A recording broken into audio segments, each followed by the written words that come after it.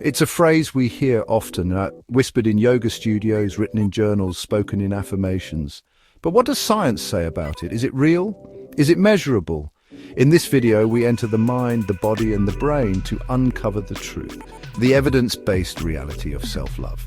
Stay tuned as we dive deep into the science behind self-love.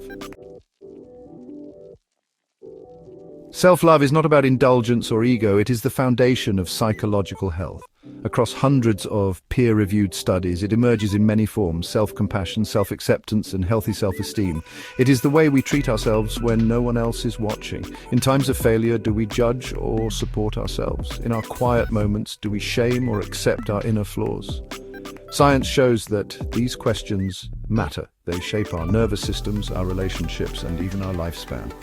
Embracing self-love is a journey, not a destination.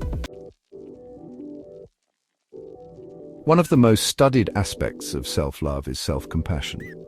This concept has gained significant attention in recent years, as more people recognize the importance of treating themselves with the same kindness and understanding they would offer a friend. This is not positive thinking. It goes beyond simply trying to maintain a cheerful outlook. Instead, self-compassion involves acknowledging our own suffering and responding to it with care and concern. It is the ability to be kind to oneself in moments of difficulty. When we face challenges, instead of being harsh and critical, we can choose to be gentle and supportive towards ourselves. Research shows self-compassion lowers anxiety, depression, and perfectionism. Studies have demonstrated that individuals who practice self-compassion experience fewer negative emotions and are better equipped to handle stress. It boosts emotional resilience and leads to long-term well-being. By fostering a compassionate inner dialogue, we can build a stronger foundation for mental health and emotional stability. It is not avoidance of responsibility, it's facing ourselves without cruelty. Self-compassion encourages us to take responsibility for our actions, while also understanding that making mistakes is a part of being human.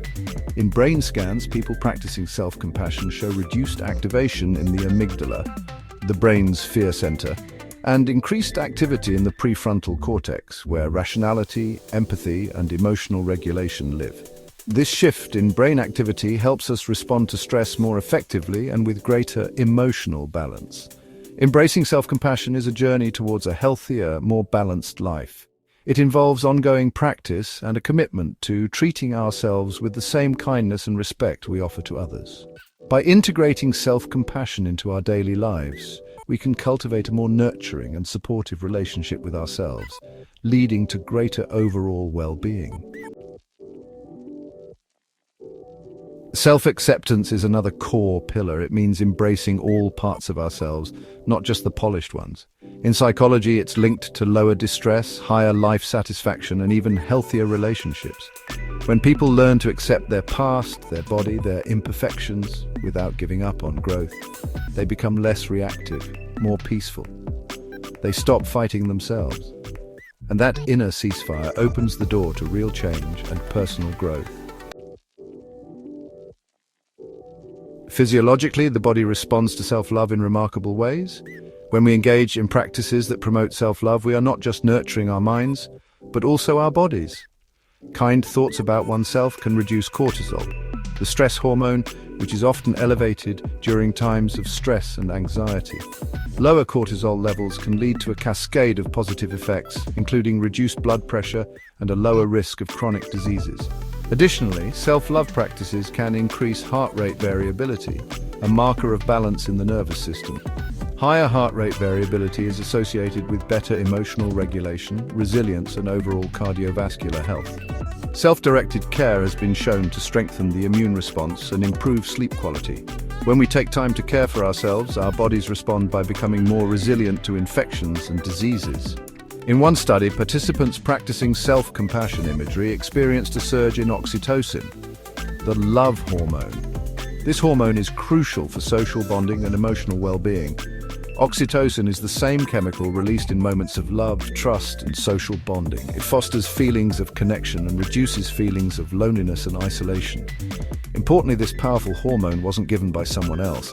It came from within, generated by our own acts of self-love and compassion. Embracing self-love can lead to profound physiological benefits, enhancing overall well-being.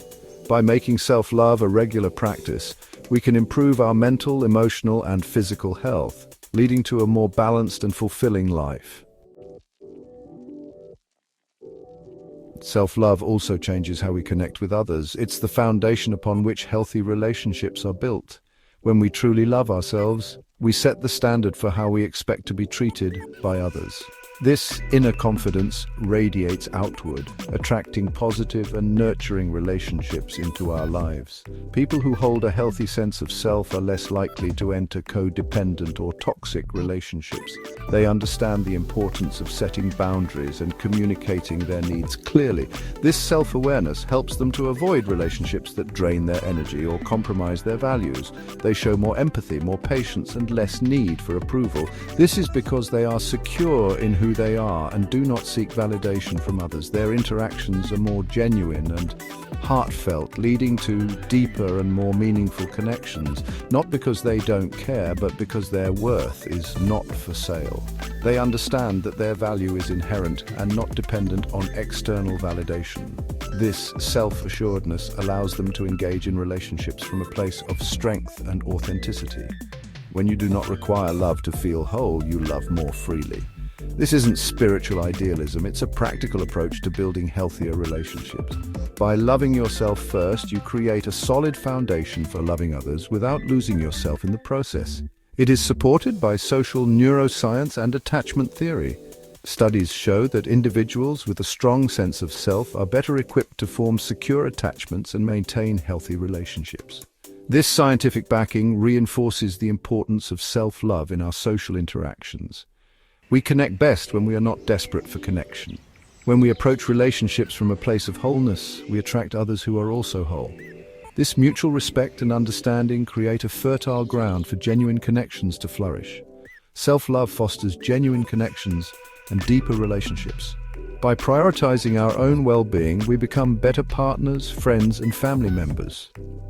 This journey of self-love is not just about improving our relationship with ourselves, but also about enhancing the quality of our relationships with others. Even the language of your mind affects your biology. Harsh self-talk has been linked to chronic pain, fatigue, and immune dysfunction. Compassionate self-talk, on the other hand, helps rewire emotional memories, creating safety in the nervous system. Your brain listens to everything you say, especially when you speak about yourself. Your body believes you.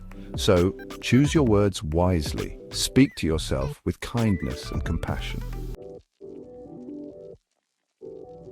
In a world that teaches you to love achievements more than your soul, to fix yourself before accepting yourself, choosing self-love is an act of resistance. It is not the end of growth. It is where all growth begins. Self-love is not a destination. It is a rhythm, a pattern, a frequency, something to return to, breath by breath. It doesn't make you perfect. It makes you whole. Self-love is a journey, not a destination.